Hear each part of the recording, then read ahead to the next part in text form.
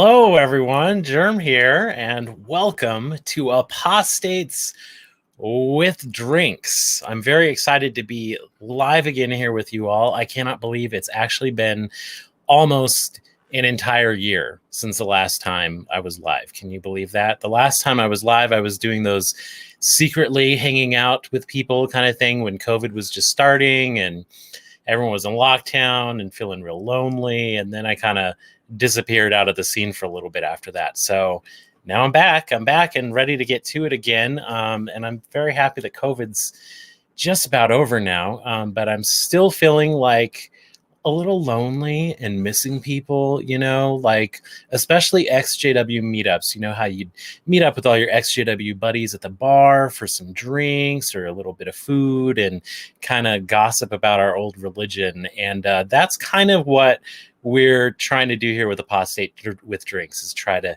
emulate that ex-JW meetup with some drinks kind of thing. So I hope that you're all relaxed, you have a drink at hand, whether that's a cup of coffee or some tea or some wine or beer, whatever makes you happy. And we're going to talk about the latest in JW news here. There's a lot to talk about. It has been a bad week for Jehovah's Witnesses. So without further ado, we're going to get started here. Nice casual conversation. Leave us lots of comments about whatever you think about whatever we're talking about. Give us any questions that you have and I'll shout them out and we'll just hang out. So let's bring in my guests for tonight, starting with John Maple. John, how are you doing? I'm doing good. How are you? I'm wonderful. What's new with you since I last had you on? Nothing much. Just trying to stay sane in this pandemic and, Trying to stay sane. Me too, man. Me too. And then for our next guest, saving the best for last as always, is my new favorite YouTuber. I just found her channel and I'm so excited about it. We have Alicia from Eve 2.0. Alicia, thank you for coming on. How are you? I'm doing good. Thank you for having me. How are you doing? I'm doing wonderful. What are y'all drinking? What's keeping you relaxed tonight? Rickard's Red, to be specific. Is that a beer? Yes, and it is a Canadian beer. So, repping my country. Speaking, I should have just named this podcast Jeremy and the Canadians. What do you have, John Maple? I don't see anything. I was expecting a sombrero, a little Corona. No. I have a glass of red wine, which I made the mistake of already starting to drink. Oh, but it's okay. I should be fine by the end of this. Okay, well, good. Let us know what you're drinking in the chat there. Joelle says it's a bit early to drink, only 11 a.m. in Australia. That's okay. It doesn't have to. You don't have to get knocked off your ass here. To have some coffee or something. You can borrow our 5 o'clock and drink over there. Yes, exactly. It's 5 o'clock somewhere. All right, so we're going to hop right into the JW news here, everybody, and we'll just get right to the most important thing that everyone has been talking about all week long. Let me pull it up here with a screen share. All right, so the big news of the week, everybody. Belgium, Jehovah's Witnesses have been fined 96,000 euros for inciting hate. This is really big news. It totally caught me off guard. Was anyone else watching this? Were you guys expecting this? Because I had no idea it was coming. I'd heard about it, but I wasn't following it that closely. I just saw the headline and I was like, oh, this is good news. Oh, yeah. Yeah, it came out of nowhere. It said that the lawyer that is representing the client, I guess, is somebody that used to sit on the judicial committees of Jehovah's Witnesses and was part of deciding expulsions until he realized it was going too far.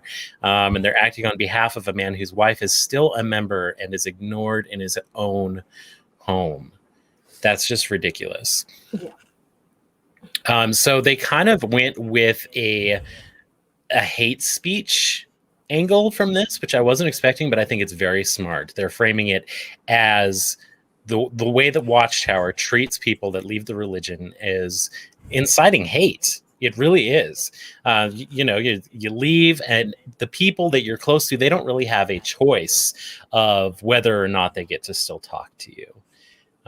They, that a lot of times people that are shunning you don't really want to shun you. They're doing it because they're told it's the right thing to do because of what the society is telling them. What do you guys think about all of this? Well, I think it's good that it's finally being tackled somewhere. The whole thing that it's a hate crime and it's essentially violation of human rights. I like that they're essentially tackling the whole shunning issue first, which is great. Yeah. And it's undeniable. It's undeniable the way that they incite hatred. Absolutely. Your channel name was, because of a form of hatred that they're what they trying to call incite. us. Yeah. Mentally diseased apostates. Yeah.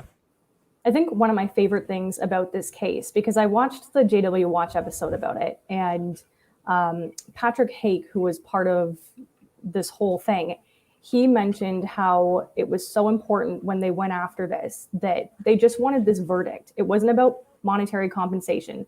And the thing about that is it very well could have been, right? Because when you think about all of the after effects of being shunned, what kind of therapy you might need, if you're on any medications, that can cost money. People are definitely entitled to it, but they were like, no, it's more important to us to get this verdict. And we do not want anybody turning around saying those despicable apostates just wanted to go after the money. I think that is such a powerful thing to do in a case like this. Absolutely. It's a little disappointing how much the fine was, though. I mean, it feels like a slap on the wrist. I don't know. What was it? 96,000 euros. I have no idea what that is in US dollars. I think it's around $120,000, I think. That doesn't sound like enough to me. But they got the verdict, so that's a good thing. They got the verdict. Watchtower has 30 days to appeal, which I really, really hope that they do appeal, because if they do, it goes to a higher court. And if we win again in that higher court, then it'll go up to the most Supreme Court. And if we win that, then this will set a precedent that could be followed worldwide, which would be amazing. Yeah, it would be amazing. At least, I feel like it's going to spread through Europe first, which is great. It would be wonderful if something like this hit here in the United States or in Canada. It feels like we're so far behind on everything compared to some of the countries in Europe and Australia. Yeah. And the society released a statement in France, I believe. And the way they're twisting it is, apparently it's a hate crime now to follow the Bible. Yes, that's actually exactly what they said in their response. They have responded to this, which Jason Wynn was very. By the way, we're looking at ajw.org, Alert Jehovah's Witnesses. This is a news site by Jason Wynn, who did the Avoid JW website. So check this out, because he's doing a lot of great work. He's staying on top of it. But anyway, he translated what their statement was, and they said, it's the first time since the 16th century that a public authority in Western Europe has officially made it a criminal offense to read and follow the Bible. The drama of it all. The drama. I don't think that's even true, is it? No, shunning is not in the Bible. That is not a biblical teaching. Actually, thinking about that statement, the worst part is the quote that they used from Holly Folk. She's an academic of sorts, and she's known for being an apologist, I guess, or sympathetic to inexcusable behaviors by religious groups and cults, organizations. And her quote, I have it written down because it makes me so upset. She said, "It is not for the government to interfere with the decisions made by well-informed adults. Indeed, reality shows that many established religions apply the rule of no longer maintaining close ties with those who have renounced their faith." Like, what a horrible thing to say. Well-informed adults. I guess she's just not familiar with the fact that so many in the organization dedicate their lives to it when they're children. How can you be well-informed when you're only allowed to look at Watchtower propaganda? It's complete nonsense. And saying close ties is misleading, because it's not like, okay, we're not close anymore, but I can still say hi to you if I bump into you at the supermarket or whatever. It's no ties at all. It's completely shunned. You're dead to me kind of thing. Dead. Yeah. You just completely cease to exist. Even if you're coming back to the meetings and making an effort, they still treat you like you're dead, gone, until they make that announcement on the stage that you're resurrected, I guess. A true miracle. That's a true miracle. True miracle. Oh, you're back. In biblical times, people got the resurrection of Jesus, apparently, but for us in the 21st century, we get reinstated resurrections. Exactly. I'm going to pause a minute to look at the chat here. There was an unrelated question asked by North here. Hi, do Jehovah's Witnesses require you to show proof of marriage if you're trying to join their cult and you're married? I have never heard of such a thing. Have you guys? I haven't either. I think if you're studying the Bible with them and they see that you're living with someone, they'll probably ask you casually, like, oh, are you guys married? And then if you're not, then they'll try and encourage you either to get married or to leave the bum. Leave the bum. Oh, that's very interesting. Yeah, never heard of that before. Let's see here. Oh, Revan says, today is my baptism anniversary, and I was 12 when I was dunked. Oh, boy. Wow. Well, happy baptism anniversary. Are you still baptized, or are you shunned? I don't know.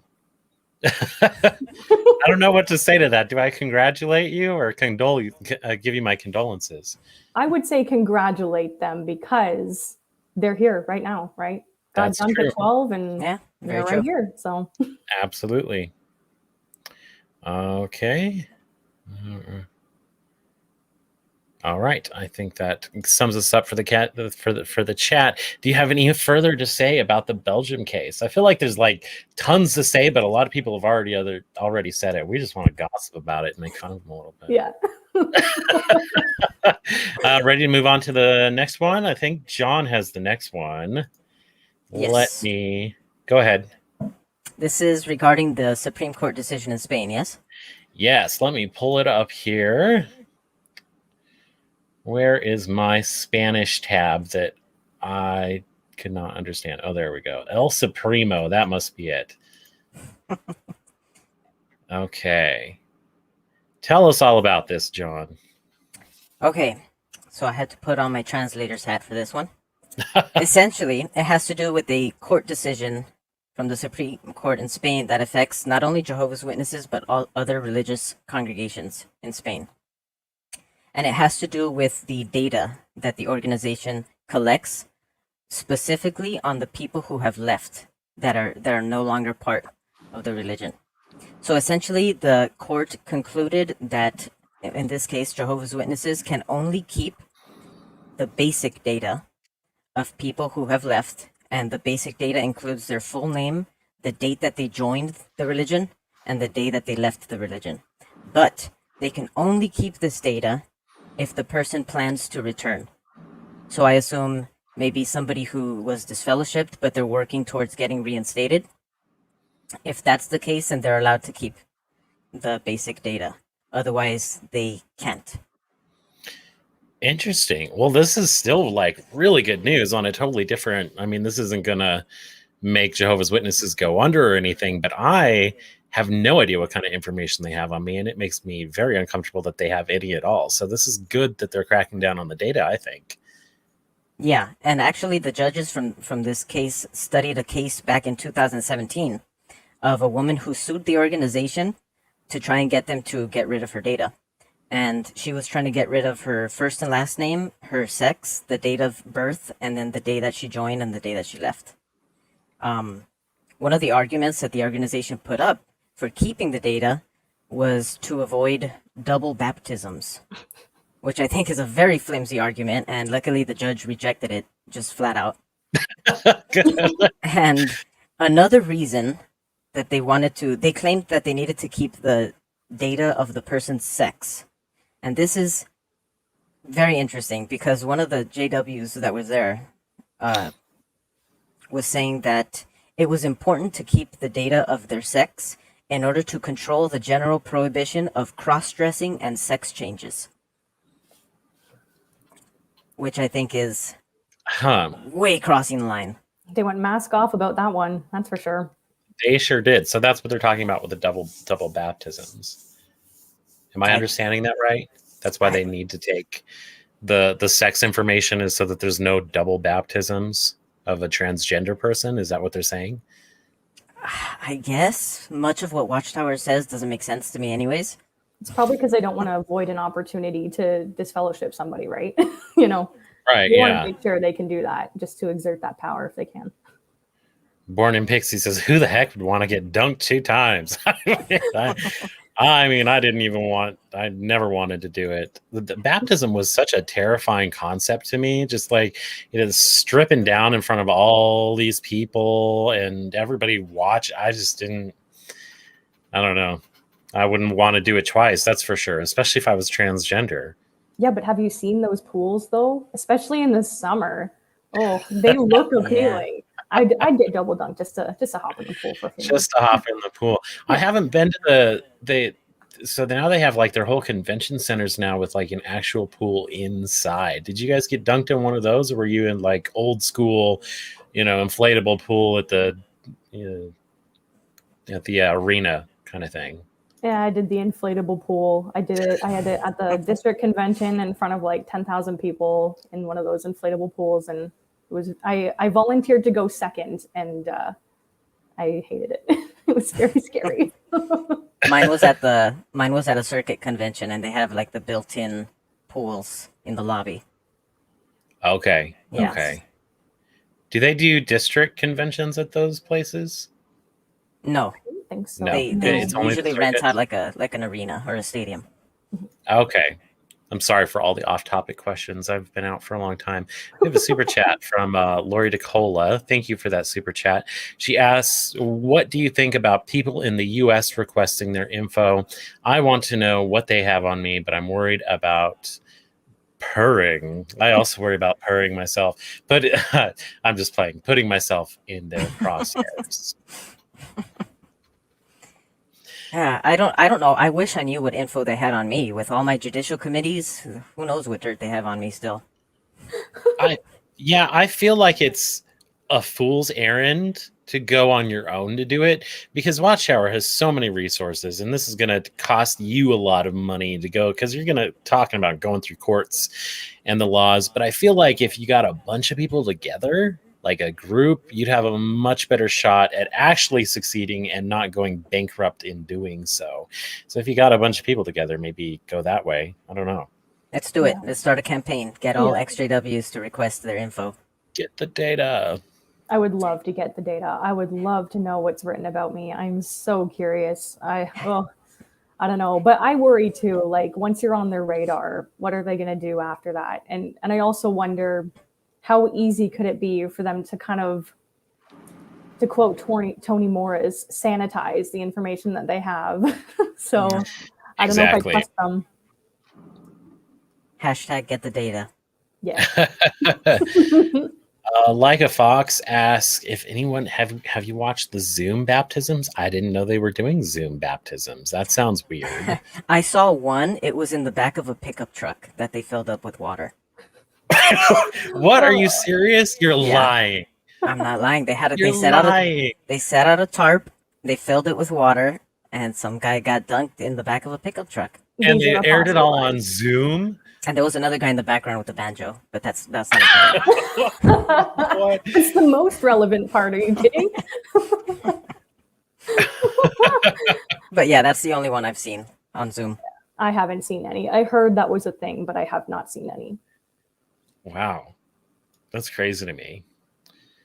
A few people in the chat are saying that they have seen this. Water barrels. I think I did see the water barrel. Did you guys see the water barrel? No. I think this was in some other country. I have no idea where it was. But yeah, they had a water barrel with the tarp in it, like he said, that they baptized someone in, and did it on Zoom. Like, doing it on Zoom is crazy because there it is, recorded for all of time. My shame and embarrassment.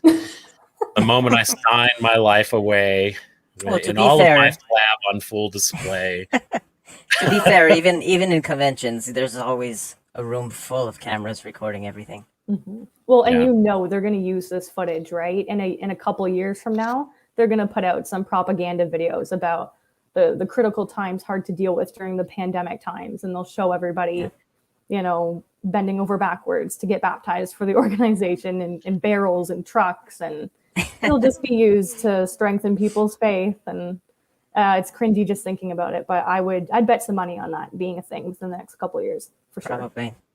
Yeah. All right. Let's do we have any more thoughts on this topic, or shall we move right along? Well, there was one final note at the bottom of the article. Okay. All it was saying was that last December, the National Court in Spain confirmed a 10,000 euro sanction to Jehovah's Witnesses for collecting and using medical data without permission from doctors who were willing to collaborate with the organization's blood transfusion policy. So this is a habit they have of just taking your data for any situation. For anything.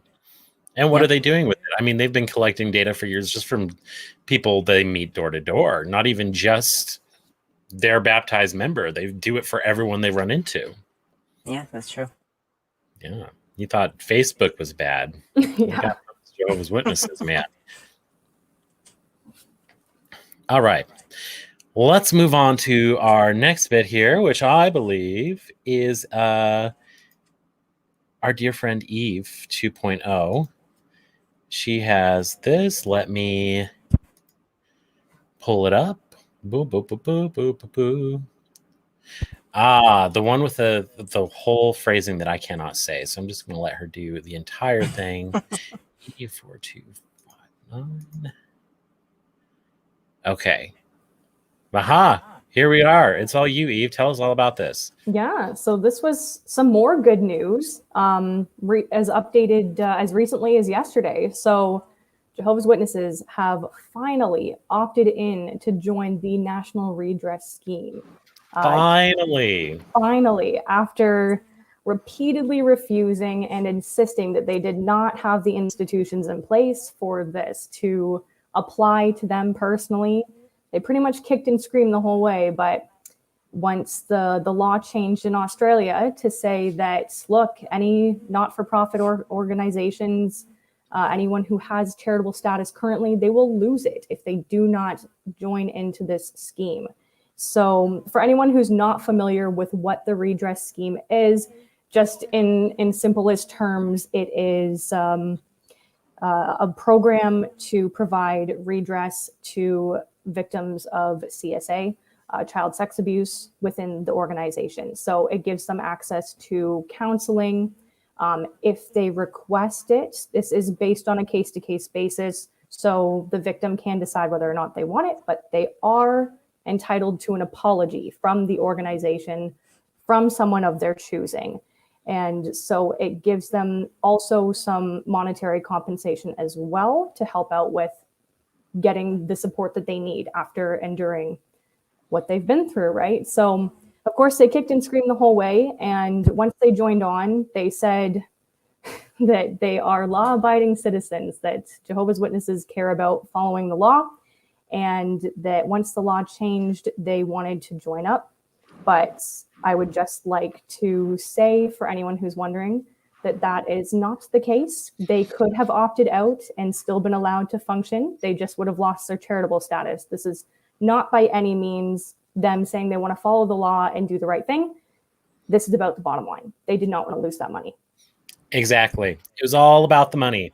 Yeah. All about the money in the long run. As usual, with anything with the Jehovah's Witnesses, when you're threatening their pockets, their charity status, that's the only reason they did this. It has nothing to do with the victims. It has nothing to do with abiding the law. We want to abide the law. Then you would have done it a long time ago.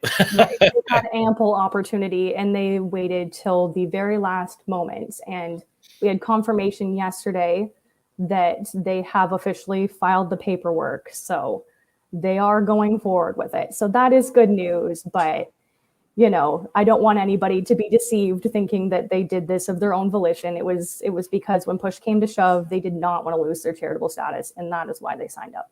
I can't believe they put in writing that at first it was voluntary, but we chose not to join.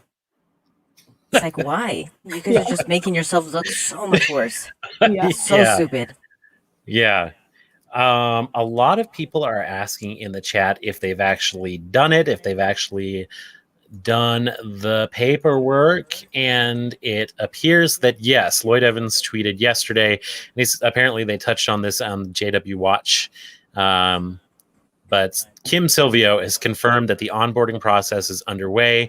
So they are actually doing it, and the victims of CSA abuse, CSA from Jehovah's Witnesses, will soon have access to redress.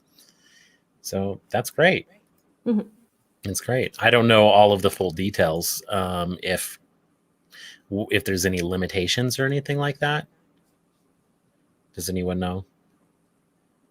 I'm not Limitations to, like, who is getting any of this, any of the redress? I don't know. It's okay if we don't know. We're apostates with drinks. We're not JW Watch. I think it's something that does have to be applied for. I don't think that they're like that victims are quite out of the bushes yet with this one. I think there's still some work, but I mean, JW Watch goes into really good detail about it, and they talk about it, but I'm not 100% sure, but I think that we're not quite out of the woods yet. And Alicia, did you say that the victims can request an apology from anyone they want? Yeah, but I don't think that you can get an apology from the governing body, if that's what you're... Oh, man, I was going to say Stephen Lett needs to apologize. He's like the number one that needs to apologize. Yeah. But I think that they can request like a branch representative to apologize if they even wanted to, if by some twist of fate they want to have the victim, or sorry, the abuser apologize. That is something they can ask for as well if they're comfortable with that. But a lot of that is in the control of the victim. So that's good, because then they can choose what's going to work best for their scenario. Wonderful.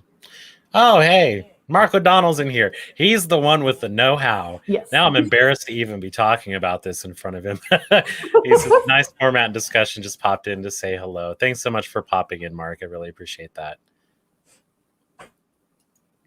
Born in Pixie. Oops, that was the wrong one. Well, we'll show Tim anyway. We can't tease him like that. He said it would be nice if they could get an apology in writing. Born in Pixie says, I spoke to a victim that actually testified, and she told me she isn't eligible. Oh, I'm very sorry to hear that. That's horrible. Well, hopefully something works out. Elizabeth. Hello, Elizabeth. Hoping some of my family members will finally get to see some sort of closure, justice. Absolutely, I agree. And finally, the best comment. Watchtower can pound sand. Bring down the tower. Cheers to that. Pound the sand. I don't really know what that means, but it sounds hilarious. Oh, Mark has followed up. Yes, Kim Silvio is our point contact, and she will keep us updated with the latest on the redress scheme. I can't say it. You did it. Good job. Did I do it right? It's the two words together I can't pronounce. She's brilliant and is really staying on top of this. So I believe that Kim Silvio is on Twitter, so follow her there. And of course, be sure to watch JW Watch for all of the in-depth stuff from the people that have boots on the ground, really making this happen. Thank you so much to all of those activists. Yes, definitely. Mm-hmm. All right. I know that John is bursting at the seams for this next one. So let me get Am I bursting? You're bursting at the tips of your leaves there. My stem is ready to burst. Okay. So this is from a letter to the elders, I believe, for this month, announcements and reminders. I think what we're talking about here is actually on the second page. Let me see. Yes, the private meetings. Okay.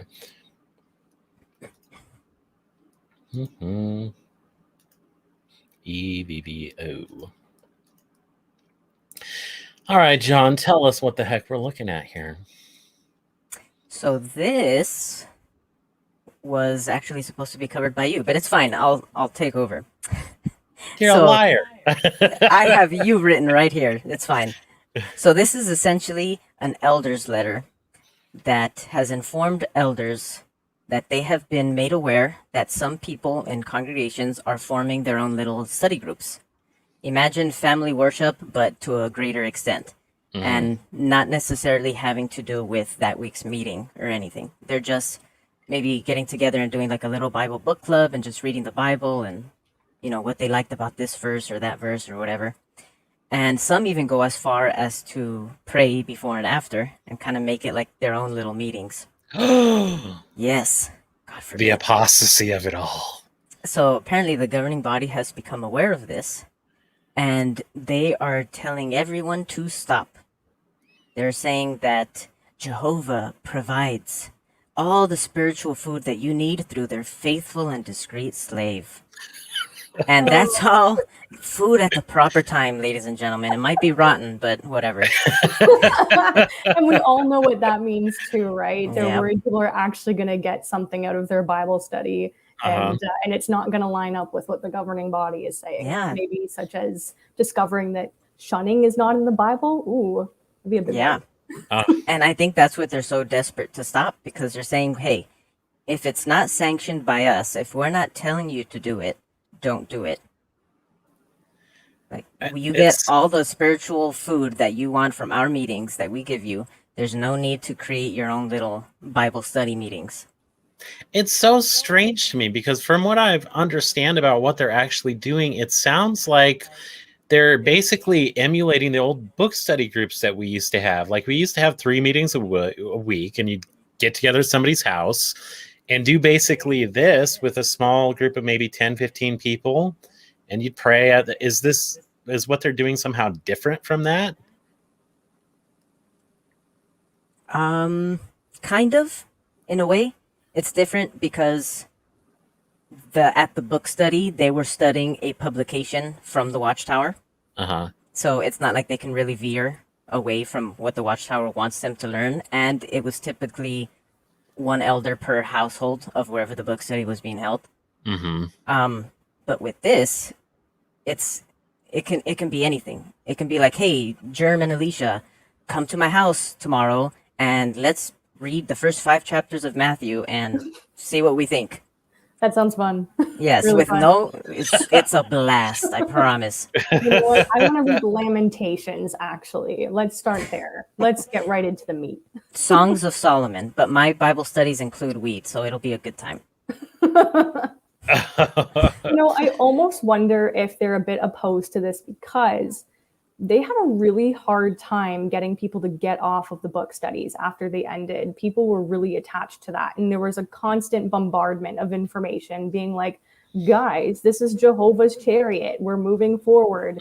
Book studies in the past. Now you can have family worship. That's fun. And so many people did not do family worship. It did not stick. And I genuinely think that JW Broadcasting, its entire purpose was to get people to do family worship because it's so easy. It's the right length and it gets people to sit down and watch a video, and that counts, right? So they finally had people kind of starting to do it. And now if they're doing that, they're like, hey, you forgot about family worship. Jehovah's Chariot, remember that? Yeah, it's crazy. It's still crazy to me because their whole doctrine is leading up to this moment where we're in the Great Tribulation and everyone's in hiding. And, you have these spooky pictures of JWs huddled up in attics with Jason Wynn lookalikes in the background there. And they're doing their personal study unsupervised by the society. Apparently they're doing this on their own. So why is that the thing that they're looking forward to, but they can't do it now? You can't even practice it now. Can't even practice your secret knock yet. Right? Gotta be governing body sanctioned secret knocks only. Yeah. Any other secret knock, disfellowshipped. The chat's popping off. Rafaela Parisi, I'm sorry if I said your name wrong. No more discussions in service car groups. That's right. And no harmless trippers either. Yeah, none of anything. Everyone is out. Everything is not allowed. Chex, it's in the chat. I'm convinced they got rid of the book study because they were afraid of Pimo elders misleading the flock. Ooh, that's Interesting. I like that take. That's really interesting. That is interesting. I hadn't thought of that. We still had book study when I left. I was really surprised when I heard they got rid of it. I liked book study. Did you guys? Yeah. The best part about book study is afterwards someone would go to Jack in the Box and order like 30 chicken sandwiches and just bring them back for everyone. We never got I that. needed that. What the heck? We had Goodie Night like once a month, and I love Goodie Night. Mm-hmm. Oh no, every book study was Jack in the Box night. It's my You favorite part. Californians, I'm telling you, California is just full of apostates. That's what everyone in my area said. We all knew that after Armageddon came, we would go to California and Paradise, and every house would be available. I'm saying like that in Canada about BC, because BC is apparently where all the not so exemplary Christians are at, which is kind of true, because when I went there, yeah, there's definitely a difference. You can get away with a lot more. Like I saw a lot of things that you can't get away with in Ontario, like nose rings. There was a little bit of beard activity going on, actually, a little bit. And I thought, okay, I should have been born out here. This is much better. This is much more relaxed. So people in British Columbia, like brothers and sisters, have nose rings? Yeah. Yep. Wow. There was a couple, and I mean, literally every other girl that I met, everybody had piercings and belly button rings and stuff, like things that are a little bit more questionable. Like when I got my belly button pierced, I was like, I don't know if I should tell anybody, because I didn't know how people would feel about that. But in BC, everybody had one, and there was a little bit of skin showing when people were wearing their regular day-to-day clothes. And I thought, wow, oh my God, if I was wearing this back home, I would be in big trouble. Yeah. Absolutely. So regular Sodom and Gomorrah over there, huh? Oh yeah, it was definitely my place. I think if I'd stayed out there, I'd still be a witness, honestly. Wow. I feel like it was like a one earring rule even where I lived. Like women couldn't even have more than one earring on their ear, nowhere else. Yeah, no, it's definitely like that. I mean, it depends on your congregation though. Like the consistency is not there. There's definitely been congregations I've been in my life where I wouldn't be able to get away with even winging my eyeliner without people being like, uh-oh, we've got this harlot in the congregation. But but people got used to it pretty fast here, like in my area now. So, you know. Johnny Saunders is asking if that letter went out to all countries. I honestly don't know. we do know that it went out to at least one country. That's for sure. It was the least in the Americas here. At least to the English congregations, but I don't know about the others. I would assume so, though. Maybe not. I don't know. Local needs, all of that. I mean, just from this conversation here, you can tell how different, wildly different things can be from one region to the next. Okay. Well, that settles that. Now we're going to get to the part that I am so excited for this, y'all. This isn't serious stuff at all. I'm so excited. Let me pull this up here. The latest in JW innovations. Bro BNB. Can you believe this? Stay with Brothers worldwide. Bro BNB helps you find accommodations and services run by our brothers worldwide, commission free. This is an actual Jehovah's Witness BNB service. And it's kind of weird because you go through their website and it's not like if I didn't know ahead of time that this was a Jehovah's Witness website, I would think that this was totally a gay hookup site. Like this is like they're hosting gay brothels. I'm gonna go hook up with my bros. You know, this is for like the closeted guys. Well, you scroll down, and so we've got like Bro B&B, the Monte House, 15 minutes to world headquarters. Some of these places are pretty nice too, which surprises me because I mean, all the witnesses I knew were dirt poor. And then you've got like reviews. Oh, I finally went to New York to tour Warwick, Patterson, and Wallkill. So like all of the reviews are just 5 stars all around, just because they got to, bask in the governing body's blessing or something at their house. Where does it even say that it's for JWs? Does it say like on the homepage or anything? Oh, I just realized. So this is dumb. They knew I was going to do this. I just noticed all of the links that I'm clicking because I've been scrolling around. Open a new window so it's not catching on the screen capture. How very dare you? Here. But we've been enjoying these drone shots. These are great. What's that? I'm enjoying the drone shots. They're very, very well done. It looks professional, even though it's very cringe. Yes. Okay. Here's how it works. This is Matt from Bro B&B. I am your first contact and will try to help you wherever I can. Hi, Matt. I serve in a small language group in Italy. If you want to find out more about me, which I don't think would be that interesting, feel free to contact me anyway. Should we contact Matt? We should. I think we should contact Matt. I think we should. So who's going to request a place to stay? I want to know how their screening goes. I want to find out. What's interesting though, okay, so this is the tip off, is like he's saying that he's pitching this all as especially good for need graders. This seems like he's throwing this at need graders pretty hard. I see it twice on here.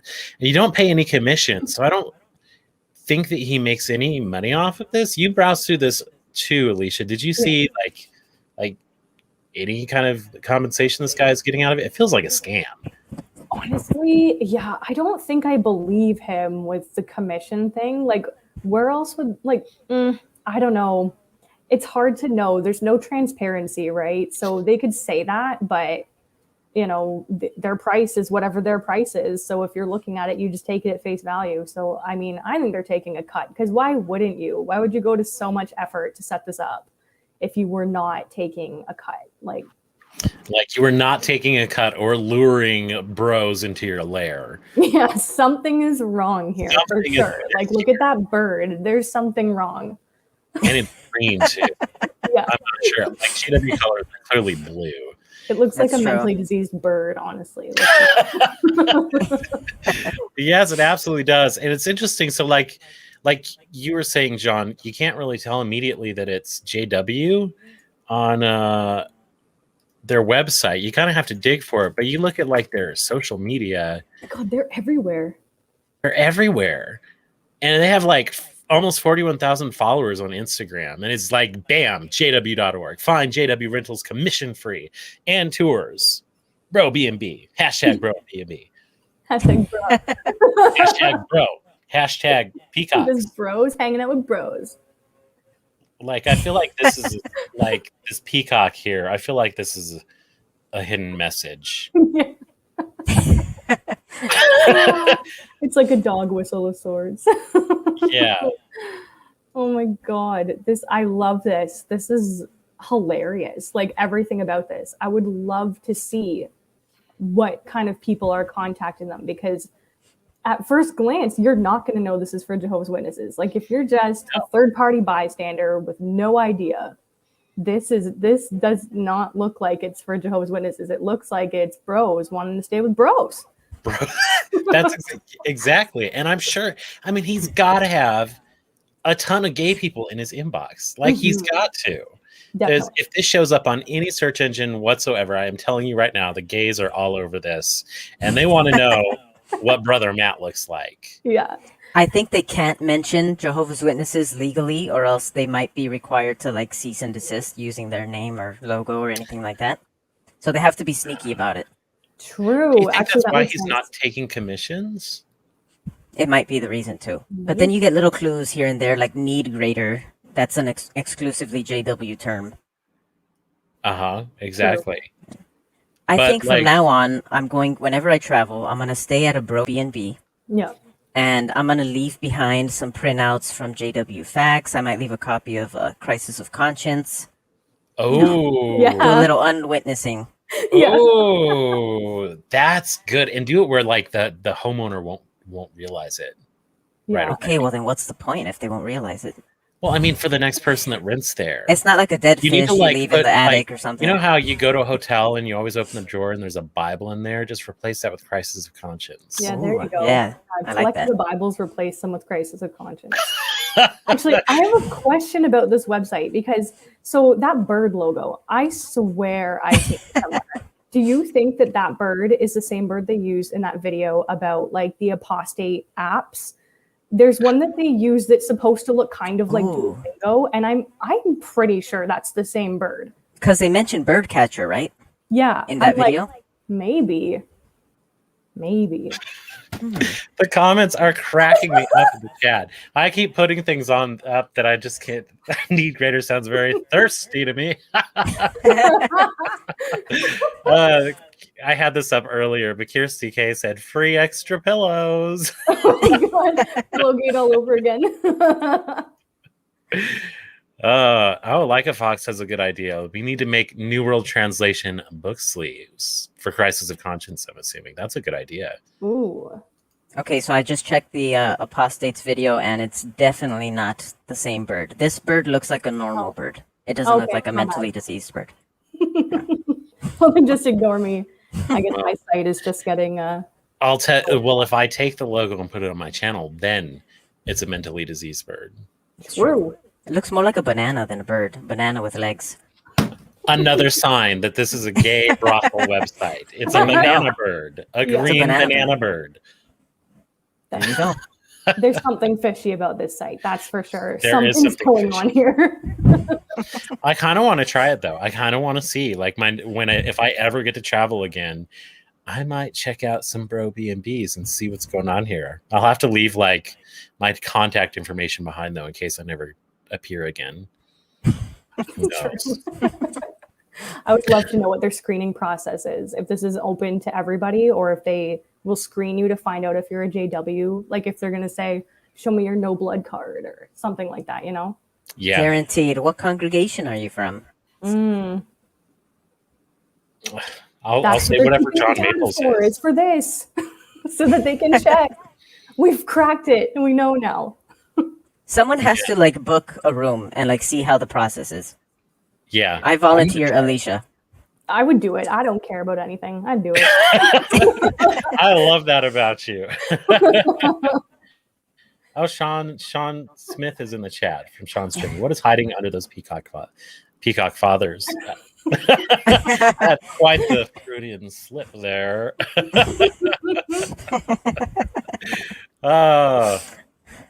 Let's see. Oh, Tim Smith has a good point. Aren't there legalities as far as discrimination?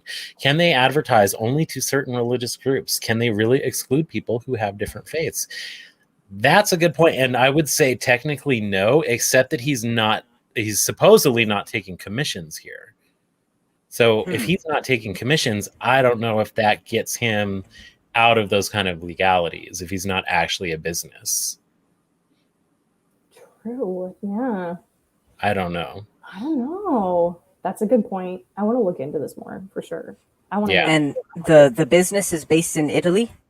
Uh-huh. Mm-hmm. Okay. So I assume it has to follow some sort of Italian regulations for discrimination. Yeah. Well, interesting. Okay, I think that's enough bro B&B. That was hilarious, though, and I'm so excited that this exists. Yeah. Just because it amuses me so much. But we're going to move a little bit out of JW territory now and venture out into a couple of newsworthy-ish things that have happened in other religions this week. This one is kind of a developing story. Alicia, you want to give us should we listen to the audio first, or do you want to give us like a primer of what we're talking about? I can give you a brief, little synopsis. So I'm sure many people have heard by now, because lots of people are talking about it. Owen of Telltale has released a recording that his daughter was able to take while she was in class the other day of her health teacher proselytizing to the students rather than teaching a health class. And some of the things that are said in that clip are very, very questionable. Anyone in that classroom who is non-Christian would feel belittled and like that their opinions don't matter. She explicitly says that if you don't believe in God, that you're being raised without morals and values, which is just inherently not true. Very questionable clip, and there has been some developing backlash at this point, but we'll get into that after. If you want to play the clip so everyone can hear it for themselves, prepare yourselves, because it's quite something. It definitely got me quite angry when I heard it.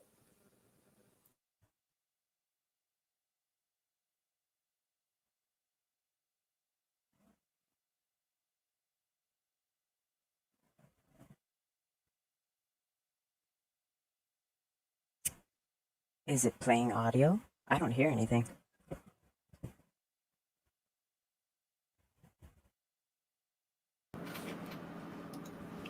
Can you hear the audio? I think that I forgot to hit the audio button. You're the worst, Germ.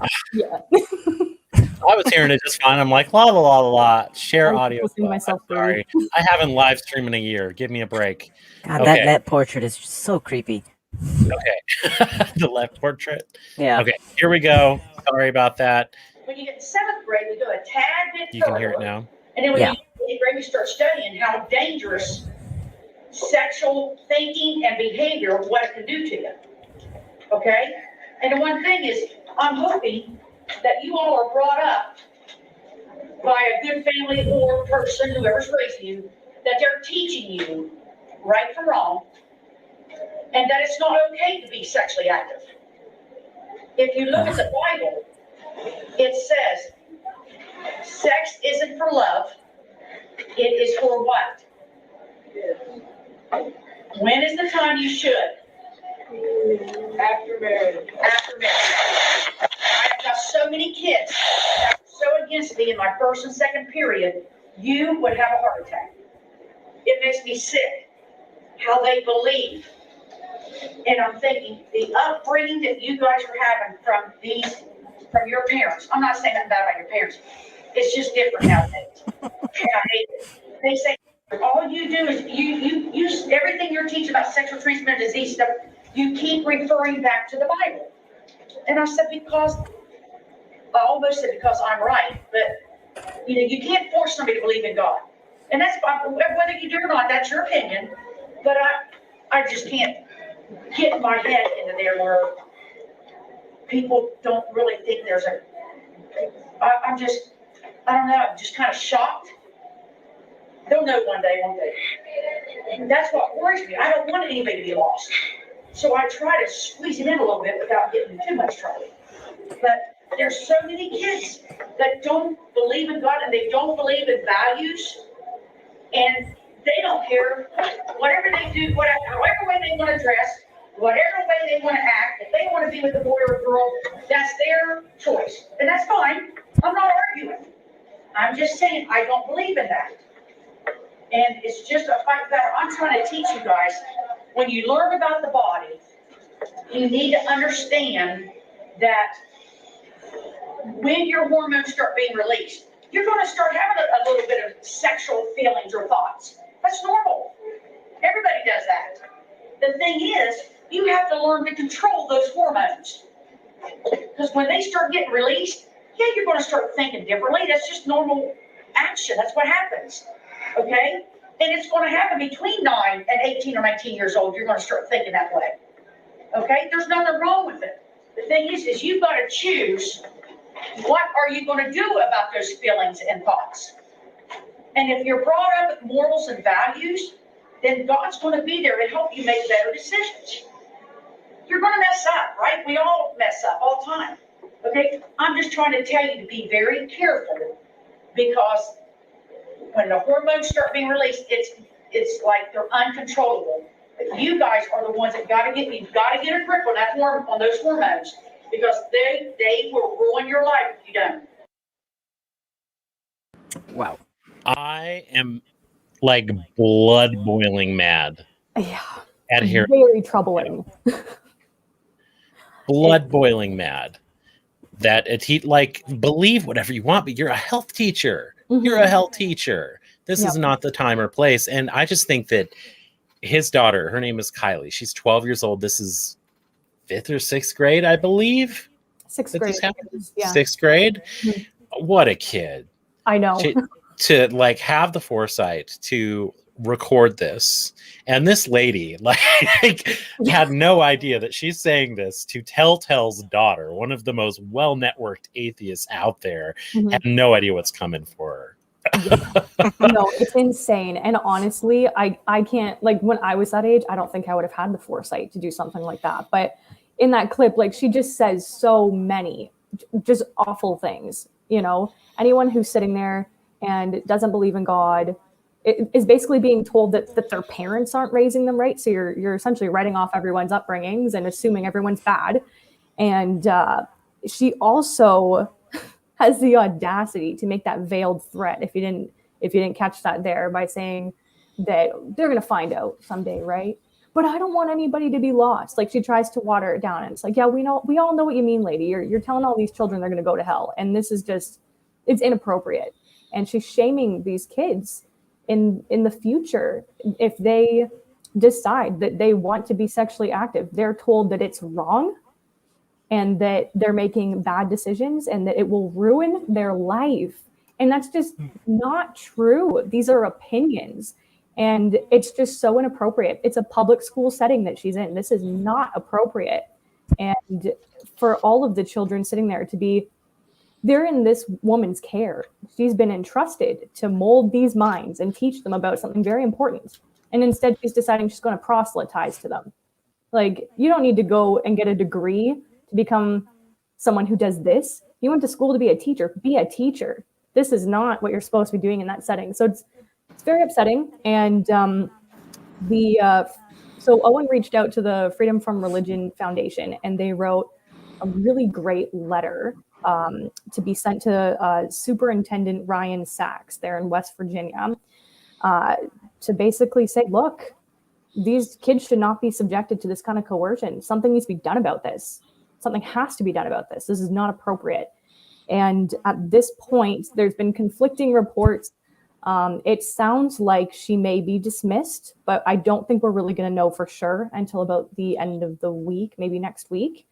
But Kylie's been getting a lot of backlash. So if you're watching right now and you want to support Kylie, she has a Twitter account, Alpha Force Zero, which is a sweet name. And go give her a follow, send her a message of support. She's got a lot of people coming after her for this, and she deserves all the commendation that she can possibly get, because this is great.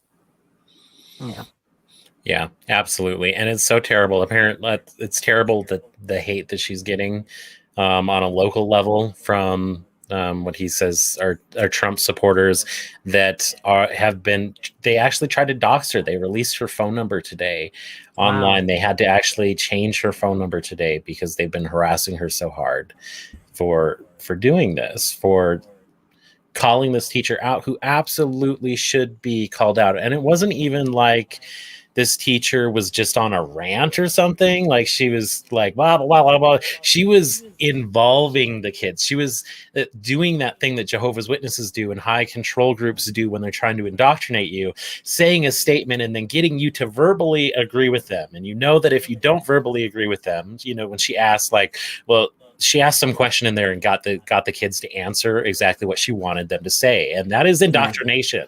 Yep. That's I think she had said, like, the Bible says that sex isn't for love. What is sex for? Class?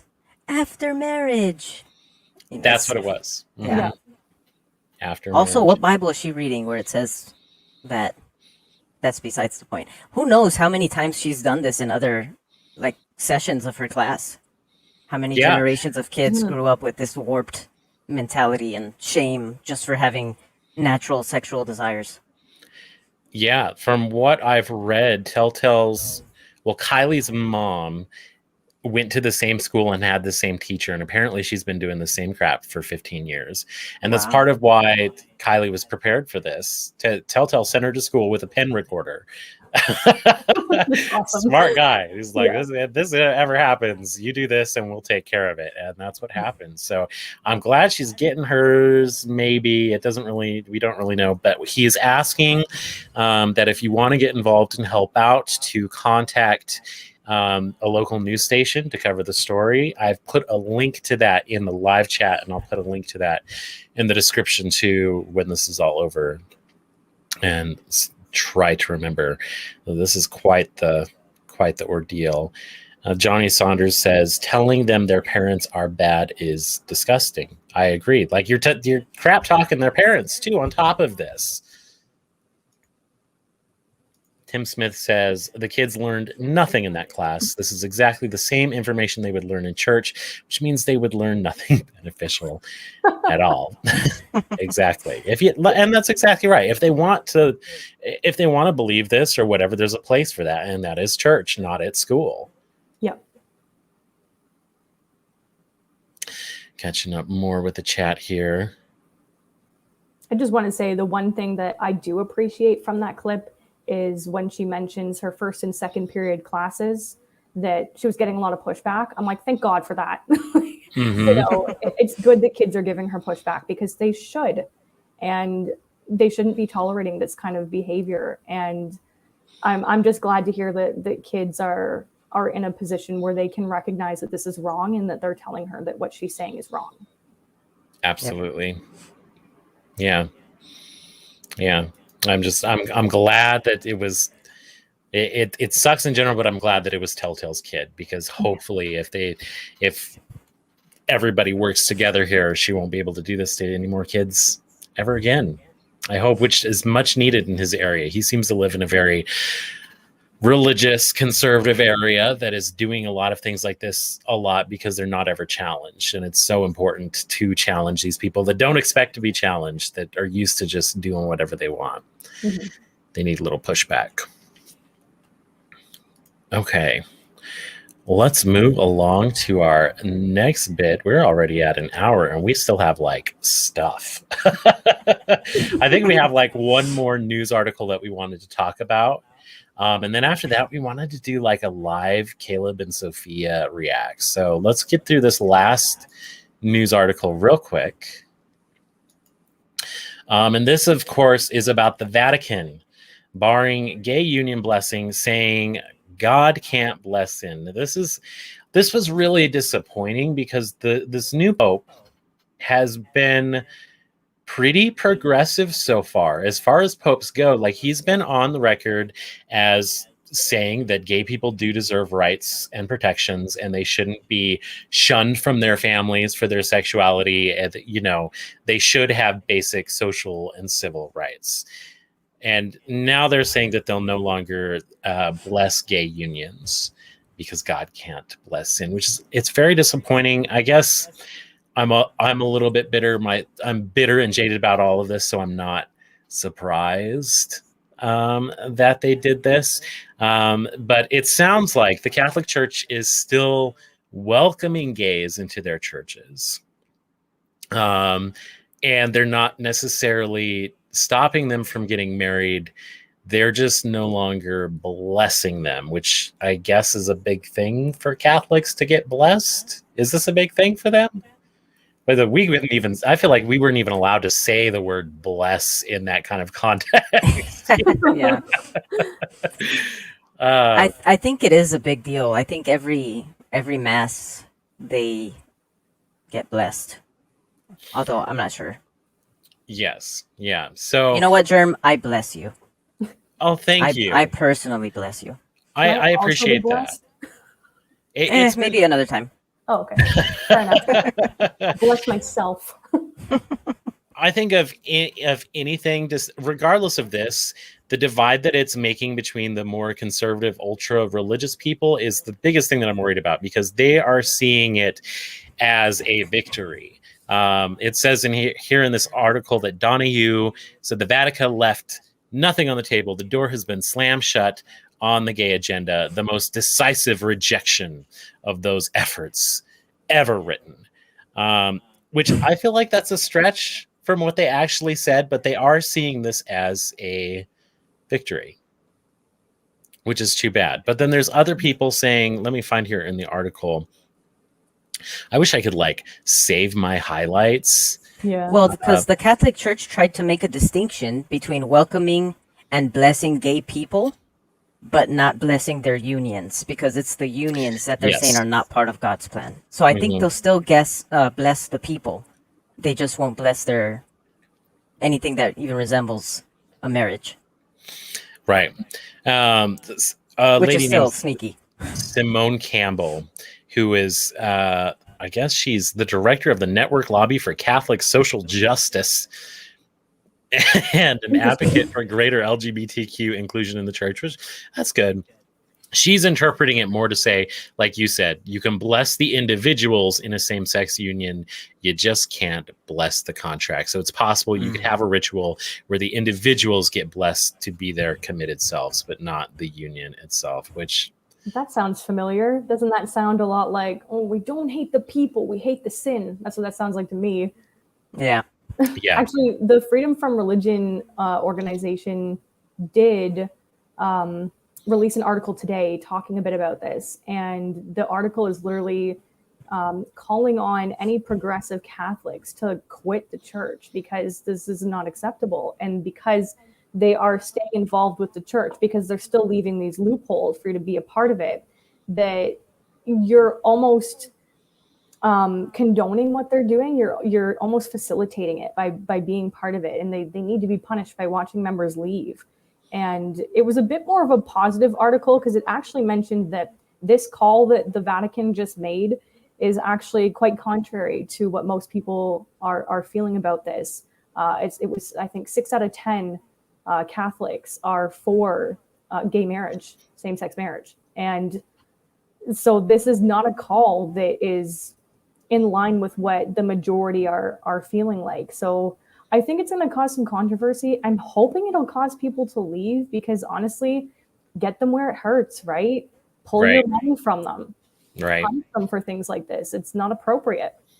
Right, exactly. And if you want to be like gay and spiritual, which is something that's not me, but I understand that a lot of people want to do that or need to do that. There are plenty of much smaller religions and much less controlling religions that are being acceptive of gay people. They understand that, even when you look at the actual scriptures, most of what religions say about gay people is them twisting things out of its context and seeing stories differently than they actually are. Like the whole Sodom and Gomorrah story, which is where so much of this comes from, is not really a cautionary tale about gay people. It's a cautionary tale about being a lousy host and raping your guests. It's not Sodom didn't even mean what it means now at the time, and that's not how people used to interpret the scripture. So there's lots of other religions out there that are willing to accept you. You really don't need the Catholics' blessing. That's all I have to say about that. And other religions with a much better track record than what the Catholic Church has. Yes, absolutely. I don't know why this comment cracked me up. Pope is progressive, especially after a bong hit. The Pope is hitting the dope. Yes. Well, I think that's why so many people were off-put by this, right? Because, even you and I were talking about this before. Like, we thought he was seeming to be a more progressive Pope, opening the doors. And then I was very excited for him. Yeah. Yeah, it's not the case. It's all a show, apparently. All a show. Speaking of shows, I'm sorry to rush through that last bit here, but I'm so excited for this part. We are going to live react to the latest Caleb and Sophia video. I'm excited about this because all of the other big YouTubers beat these videos to death before I can ever get to them. And I just want to watch them and talk about them. So we're going to play this right here, right now together. It's only a couple-minute video. It's not a super long one. We will have to pause like 30 seconds in or something so we don't get hit with that copyright strike. But this one is about birthdays. Prepare to get triggered, everyone. So, Dad, why don't we celebrate our birthday? Good question. How would you answer that at school? Because Jehovah doesn't like it? Yes, but why? Do you like presents and treats? Yes! But do you want them like this?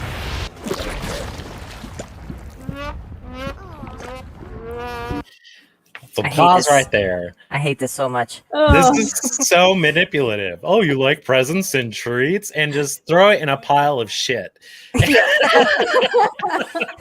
That's what worldly presents are. Oh, oh God, it's so gross. And honestly, I have a point to make about this because this is an illustration, right? And I just want to say, just because you can make an illustration that seems to fit your point does not make your point true. I just want to say that. Right. Yeah. And it's interesting because when I was young and somebody would get me like, you know, a little Valentine's candy during Valentine's Day or like a Christmas gram during Christmas, I would ask my parents like, hey, is it okay for me to accept it? And, you know, I would ask my parents, I would ask the elders, and everyone told me like, well, they're the ones celebrating it, not you. If you want to accept it just to not be rude, that's fine. As long as you're not participating in it. Really? But now with this video, like this and said, yo, you want presents that have been dipped in shit? yeah, now with this video, it's like you can't even accept it because it's all shit covered. Right.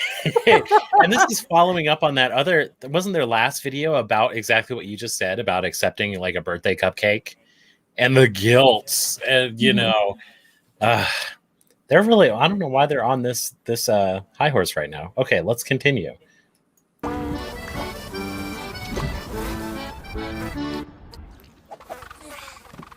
Birthday celebrations mix good things with things Jehovah doesn't like. How? Long ago, many people believed in good and evil spirits and were afraid of them. They thought presents and treats on their birthday could protect them. And like today, they made wishes that only good things would happen to them. What does the Bible say about birthdays? Before he goes into this, John, we just had this conversation. Let's talk about what the Bible has to say about birthdays. Okay, cool. I can sum it up in one word. Nothing. Absolutely nothing. It says nothing about birthdays. I hate it. I hate this. I hate this video. This is the worst. You can tell by the look on his face, too. His response is going to be, well, not much. Look at how shocked he is. Like, oh shit, I didn't think he would ask. God. Right. Everything that's about birthdays in the Bible is merely coincidental. Mm-hmm. So, but let's hear what the wise Jehovah's Witness has to say. Wait, can I just point out while we have it paused here? Notice the groceries in the background, milk and eggs. You're halfway to being able to bake a birthday cake right there. Come on. Right there. I think that third item is going to be McKellen. I'm pretty sure. Yeah. Tony actually wrote that list. Okay. Oh, Germ, check out Johnny Saunders' comment in the chat. Johnny Saunders. That's what we were talking about the other night, too. Job's kids had birthdays. It's popping up underneath the video on mine. Is it popping up right for you guys? Mm-hmm. Okay. Job's kids had birthdays. They sure did. That's what I was trying to get you to talk about, John. Oh, sorry. Well, hey, did you know that Job's kids had birthdays? They did. And Jehovah's Witnesses never talk about that. Well, let's let him finish his thought here on the video, and then we can tear it apart. It talks about them, but not good ones. There was Pharaoh in Egypt and Herod in Jesus' day. They were proud rulers and had people put to death at their birthday parties. Can you remember if Jesus celebrated his birthday? No. That's right, he didn't. He told us to celebrate the date of his death. You are muted, Germ. Oops. Can you remember if Jesus pooped in the Bible? Did he ever pee? Pooping and peeing is wrong, kids. That's right. He didn't. Never did it. Never. What a giant assumption to make that just because it's not mentioned in the Bible that Jesus celebrated a birthday, well, then obviously that means he didn't celebrate anything. So ridiculous. Obviously. Jesus was like a party animal too, right? He was always at weddings, turning water into wine. Like he originated Apostates with drinks. He was down. That was his. He created the open bar. He sure did. Because it gives us the hope of living forever. And Jesus taught us to give good things to each other anytime we want. Like today. Good timing. Hi. Yes! I like that They it's were making a birthday cake of sorts. I like that it's pie. Like it's not even cake. It's like that whole Jehovah's Witness thing. Like you can, you can't eat turkey on Thanksgiving. Mhm. You can have it the day after. Oh, and you know what? That cop out too at the end, right? We've all heard that. And even as a kid, I remember saying it. I don't need to have a birthday or celebrate birthdays to give gifts. I can give gifts all year round. And then you never get any. Like Never. I don't give any gifts. It's Yeah, such that's a lie. cop out, and it's like it's not the point. The point is, celebration of life. You lived another year. Congratulations. Like that's it. There's so many people that are agnostics and atheists that don't celebrate birthdays for religious reasons. So using that as an excuse, it's stupid. Doesn't make sense. Right. And their whole fixation on things like, oh, this has pagan origins, that has pagan origins, and people used to believe that evil spirits would come, and this is why they celebrate birthdays by giving gifts. It's like, but that's not actually what we believe anymore. Like ideas and concepts evolve and change. And just because something meant something way back then doesn't mean that that's still what it means. Even the cat is angry. He's all scratching up the bed back there. He's playing. I think he has a mouse. A toy mouse, not a real mouse, just in case you know.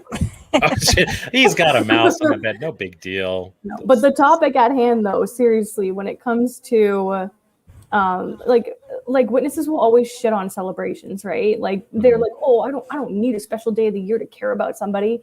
And I'm like, what's wrong with having a certain date where you remember to do something nice for somebody, right? Because it's quite easy to let a lot of time go by where you haven't thought of somebody or reached out to them, and suddenly you're like, oh my God, it's been like 6 months since I've talked to so-and-so. What's wrong with having designated dates a year where you make sure that you reach out to people you care about and remind them that they matter? I just, from the outside looking in now, I'm just like, what is so bad about that? Right, exactly. And it's so interesting how often I hear all the time from ex-JWs that are just coming out and they're spending their first year on the outside and they're trying to do all the holidays and all the things. They're very excited. And, while we were all witnesses, we all said that. Well, we give each other gifts all the time. You don't need this. I celebrate my mother all the time. Mm-hmm. And then when they're actually like celebrating the holidays, they're like, how do worldly people do this? This is so stressful. I'm going to go broke. This is so much money. So it's just not true. It's just not true. That's the one thing I appreciate, that I saved so much money by not buying gifts for people. But, it still would have been nice.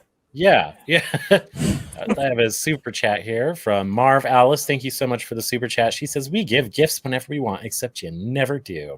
Yep. True. That absolutely. And back to their examples of birthdays in the Bible, like we were saying earlier, they're purely coincidental. But in both of those stories, it's kind of like what we were talking about with Sodom and Gomorrah earlier. Like the gay people was not the point of those stories that they're mentioning. The birthday was not the point. Pharaoh wasn't evil because he had a birthday. Otherwise, he would have been evil. He would have been great all the time and just evil on his birthday. It's just not true.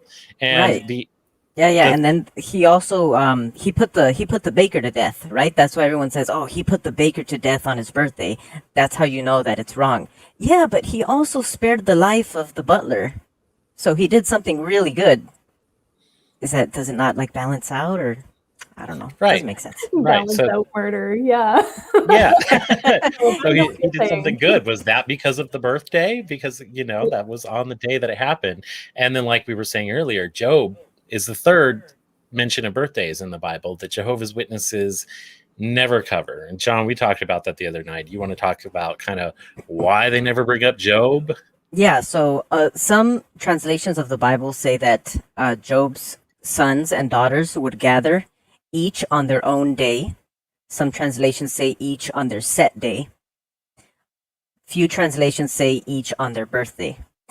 A lot of scholars out there are of the same understanding that set day, or on their day, on their turn, is referring to their birthday. So Job's kids would constantly throw birthday feasts whenever they had birthdays, and it's implied that Job was there, and the Bible also calls Job a righteous man. So would he still be righteous if him and his family all celebrated birthdays and they were actually wrong? Exactly. It contradicts their point, so they don't ever bring it up. They pretend like it doesn't happen. And if I believe correctly, when comparing other translations and the Witness translations, they specifically kind of change their wording around so it doesn't seem like they were birthdays in their version. And in fact, we also read that one scripture that says how Job would sacrifice an animal the day after the feast because maybe they might have sinned. Like, if they were celebrating a birthday, that's not a question of maybe. If birthdays are wrong, they would have sinned. Right. It would have been a sin right there. No question about it. Take that, Watchtower. I feel like they try to water down birthdays. They don't want people to do them. And I think it's honestly just part of pushing the narrative of not thinking much of yourself, right? Like, if there's one thing I took from being in the organization is that you're not supposed to think anything of yourself at all. And a birthday is celebrating you, making you feel important and like you're special. And they're like, no, we don't want you to feel special. Everything that you have is from the organization. I mean, God, it's just trying to push the narrative of not thinking anything of yourself. And there's nothing wrong with having a bit of self-worth, it's really sad. It's awful. Exactly. I want to go through some comments here. Mark O'Donnell said that his mom just turned 80 a few days ago. Very sad that we can't celebrate that the way she deserves. That is very sad. I'm sorry. Happy birthday to your mom, Mark. A drink for her. Cheers to Mark O'Donnell's mom. Yes. Cheers. Happy birthday. We've got Ston1 saying, I've been to plenty of wedding anniversary dinners and parties. What is the difference? What is the difference? Yeah. Oh, quick point too. The Antonio Banderas, when he talked to Caleb and he told him that Jesus didn't celebrate birthdays, but when Jesus was born, the angels celebrated in heaven, according to the Bible. Is that not celebrating a birthday? Exactly. Yeah. Sean's journeys, his birthdays are nothing but happiness. Does the organization not want us to be happy? I don't think they do. True. I don't think that they do. All right. Well, that was fun. We have one final segment now for a little thing that I like to call